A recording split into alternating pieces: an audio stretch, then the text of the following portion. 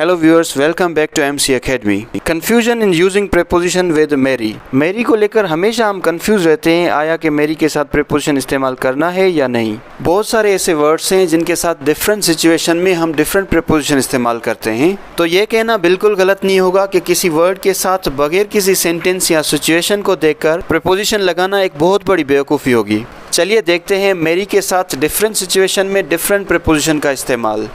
सबसे पहले वाज़ेह रहे कि जब हम मेरी को एक्टिव वॉइस में इस्तेमाल करेंगे तो उसके साथ कोई प्रीपोजिशन यूज़ नहीं होगा, जैसे ही मैरिड हिज कज़न। लेकिन अगर हम इसी सेंटेंस को पैसिव की कंस्ट्रक्शन में लाएंगे तो मेरी के साथ टू इस्तेमाल होगा, जैसे his cousin is married to him.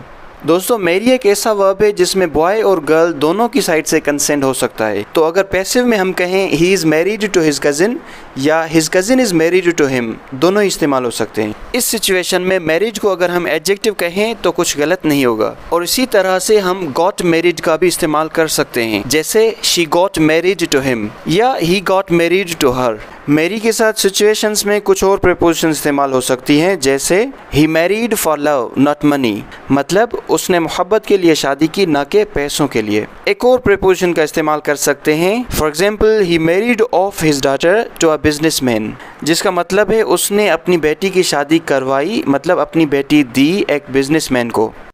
मेरी के साथ सिचुएशन में कुछ और प्रीपोजिशन का इस्तेमाल भी हो सकता है, जैसे they were married with great ceremony, जिसका मतलब होगा उन्होंने बड़ी तकरीब के साथ शादी की। Another example, she married into a Nobel family, उसने एक अजीम खानदान में शादी की। देखिए एक और एग्जाम्पल, ही मैरिड एट 20, इसका मतलब है उसने 20 साल की उम्र में शादी की। Marry also means join together और कंबाइन हारमोनियसली। शादी के अलावा मैरी की मीनिंग दो चीज़ों को जोड़ना या हम आहंगी होना भी हो सकती है, जैसे seafood marries with other flavours. याद रहे कि काफ़ी वर्ड्स में डिफरेंट सिचुएशन में डिफरेंट प्रीपोजिशन का इस्तेमाल हो सकता है, तो ऐसे वर्ड्स के साथ भी हमें सिचुएशन देखकर प्रीपोजिशन का इस्तेमाल करना होगा। लेकिन जो कॉमन सिचुएशन है उनको समझना हमारे लिए लाजमी होगा। उम्मीद है कि मेरी के साथ प्रीपोजिशन लगाते हुए आपके पास कोई कंफ्यूजन नहीं होगी। आई thank you all for watching MC Academy YouTube channel.